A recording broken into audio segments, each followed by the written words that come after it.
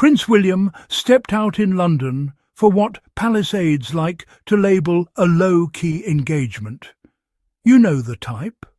Soft lighting, a carefully controlled guest list, a short visit to a community project, a few handshakes, a couple of polite smiles, then gone before anyone can ask difficult questions. On paper, it sounded respectable enough. A visit connected to BBC Children in Need and a youth initiative. Worthy causes, helpful organisations, the sort of appearance that fills a line in the royal diary without demanding too much effort or too much scrutiny. But here's the strange part. Almost nobody noticed. The coverage was thin to the point of being awkward. Several major papers barely mentioned it. Some didn't even bother sending photographers. For a man who is constantly described as the most popular royal in Britain, the silence was deafening. If you believe the glowing headlines, William is supposed to generate excitement simply by stepping outside. Yet this time, nothing. No buzz, no splashy spreads, no breathless commentary, just a quiet appearance that slipped through the news cycle like it never happened. And that would have been mildly embarrassing on its own. But the real issue wasn't the daytime engagement. It was what happened later that evening. Because just a short drive away, Windsor Castle was hosting something much bigger. King Charles had rolled out the red carpet for the premiere of his personal passion project, a glossy prestige documentary centred on his life's work. Environmentalism, sustainability, organic farming, harmony with nature. This wasn't just another royal event, this was branding, legacy building, image crafting. It was Charles saying very clearly, "This is what my reign stands for." Celebrities showed up, big names, film stars, musicians, senior royals, palace loyalists. The whole machine turned on to give the moment weight. It had the look of significance, the kind of evening where the cameras are meant to capture history. And yet 2 people were missing. The heir to the throne and his wife. No William, no Kate. 2 very obvious empty chairs. Now think about that for a second. If you're the future king and your father is premiering what is essentially a cinematic mission statement for his monarchy, you don't skip it. You just don't. You show up. You sit down. You clap politely. You smile for the cameras. Even if you're bored. Even if you hate documentaries. Even if you'd rather be anywhere else. Because monarchy is theatre, and symbolism is everything. The image of father and son together would have sent a clear message. Unity, continuity, stability. Past and future, side by side. Instead, the message was absence. And absence always speaks louder than presence.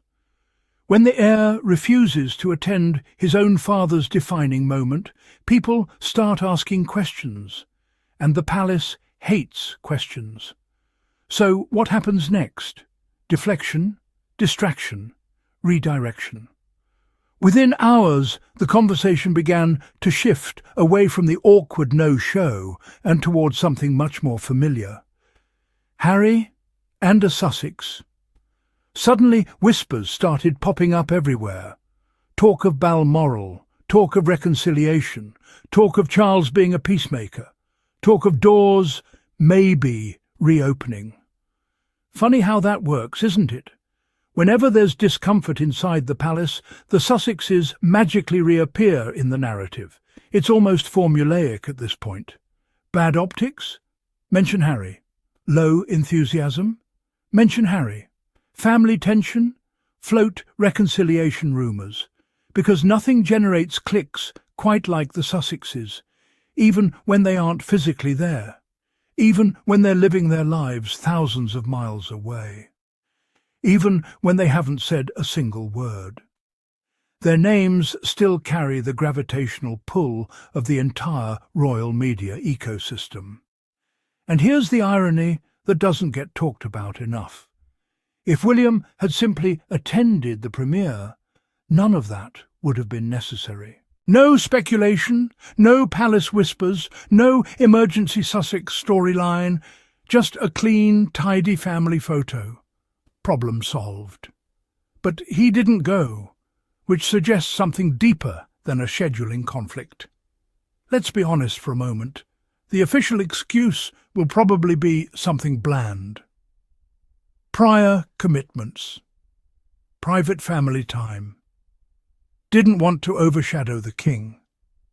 That last one is always my favourite, because somehow William and Kate are both the hardest working royals and also so dazzlingly popular that they must stay home to avoid stealing attention. It's convenient, isn't it? But here's the simpler explanation. They didn't want to go. That's it. Not strategy, not sacrifice, not drama, just disinterest. William and Kate have quietly built a reputation for picking and choosing what suits them. They scale back engagements, disappear for long stretches, show up when it aligns with their brand, step away when it doesn't. And Charles's documentary? That wasn't their brand. It wasn't earthshot. It wasn't sleek or corporate or youth marketable. It was Charles's earthy, slightly eccentric, deeply personal vision. Talking to plants, organic farming, spiritual harmony with the land. Very Charles. Not very William, because William has his own environmental project. And make no mistake, Earthshot isn't just charity. It's positioning. It's modern, sponsor-friendly, venture capital-adjacent environmentalism. It's designed to look like innovation and leadership, so standing behind Charles's old-school eco-philosophy might feel less like support and more like competition. And competition inside a monarchy? That's dangerous territory, because there's only room for one star at a time. So maybe this wasn't forgetfulness. Maybe it was distance, a subtle way of saying, that's your thing, not mine. And that's where the real tension sits. Not Harry, not a Sussex, William and Charles. The father-son relationship nobody wants to examine too closely, because it doesn't fit the easy narrative. It's much easier to blame everything on Harry. Harry is the convenient villain, the disruptor, the exile, the one they can talk about endlessly without threatening the current hierarchy. But William quietly refusing to support his own father? That's messier. That's harder to spin. And it reveals something the palace would rather hide. The most visible fracture right now isn't across the Atlantic. It's inside the house.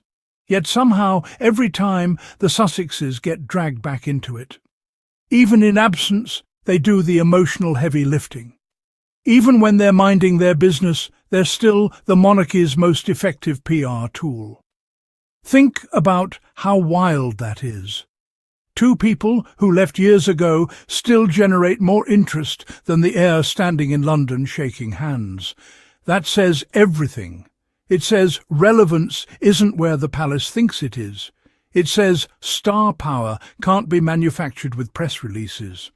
And it says the institution still depends on the very couple it tried so hard to sideline.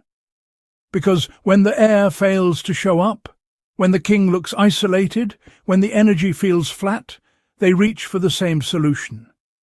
Harry. And a Sussex. Every time. And maybe that's the most telling detail of all. For all the talk about moving on. For all the claims that the Sussexes are irrelevant, the system keeps circling back to them. Because without them, the story feels smaller, quieter, less compelling. Which leaves us with an uncomfortable truth the palace probably doesn't want acknowledged. If William is truly the future of the monarchy, why does everything still feel like it revolves around the ones who left? That's not strength, that's dependence. And until that changes, these awkward moments, skipped premieres, empty chairs, forced distractions are only going to become more obvious. Because absence has a way of revealing what presence tries to hide. And right now, the gaps are louder than ever.